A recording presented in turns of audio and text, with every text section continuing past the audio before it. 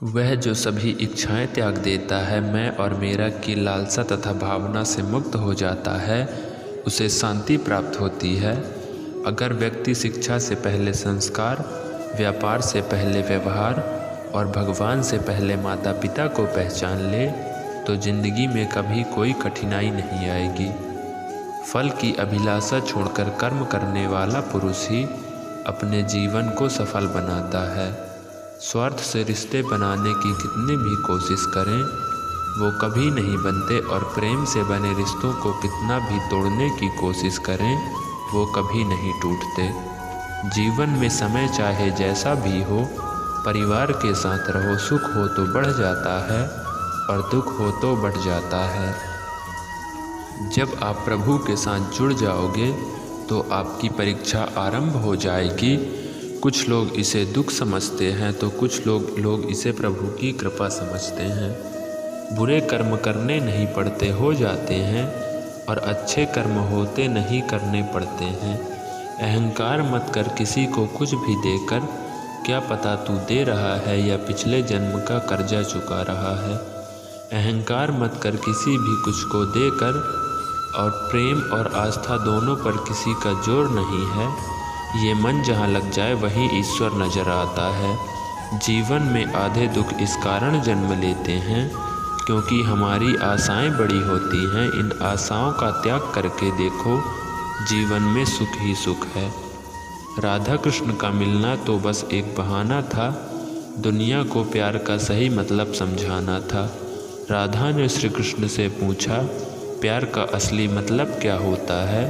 श्री कृष्ण ने हंसकर कहा, जहाँ मतलब होता है वहाँ प्यार ही कहाँ होता है। जीवन ना तो भविष्य में है और ना ही अतीत में, जीवन तो बस इस पल में है, केवल इस पल में।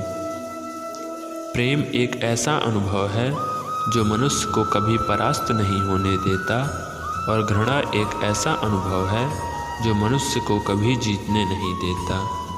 लोग कहते हैं अपनों के आगे झुक जाना चाहिए, किंतु सच बात तो यह है जो अपने होते हैं वह कभी झुकने नहीं देते।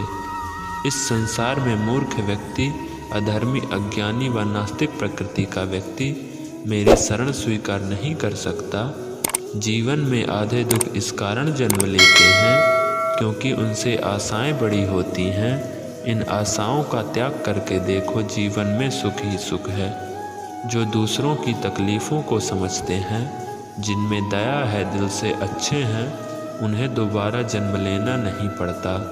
यदि कोई व्यक्ति प्रेम से, भक्ति से पुष्प फल जल भी मुझ पर चढ़ा दे तो उसी भाव से उसे स्वीकार करता हूँ, वह मेरा प्रिय भक्त होता है। मन की गतिविधि, होश, हवास और भावनाओं के माध्यम से भगवान की शक्ति सदा तुम्हारे साथ है और लगातार तुम्हें बस एक साधन की तरह प्रयोग कर सके सभी कार्य कर रही है। आत्मा ना तो अमर है, ना जन्म लेती है।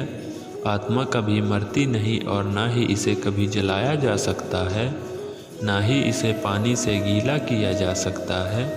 आत्मा अमर और अविनाशी है। अंतकाल में जो मनुष्य मेरा स्मरण करते हुए देह त्याग करता है, वह मेरी शरण में आता है। इसलिए मनुष्य को चाहिए कि अंतकाल में मेरा स्मरण करे।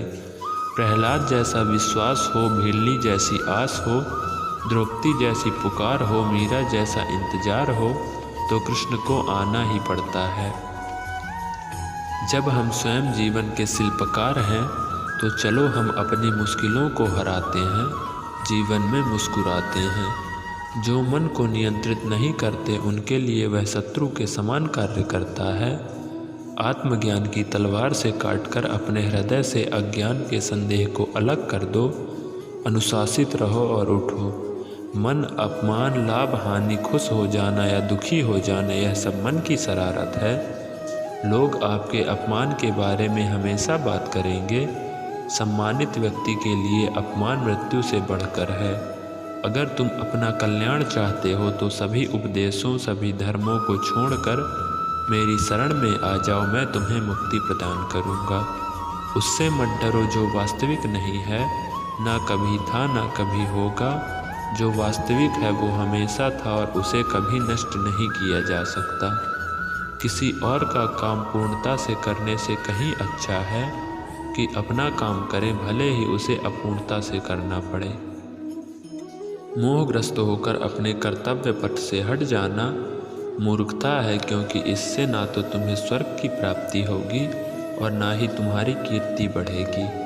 ज्ञानी व्यक्ति को कर्म के प्रतिफल की अपेक्षा कर रहे अज्ञानी व्यक्ति के दिमाग को अस्थिर नहीं करना चाहिए।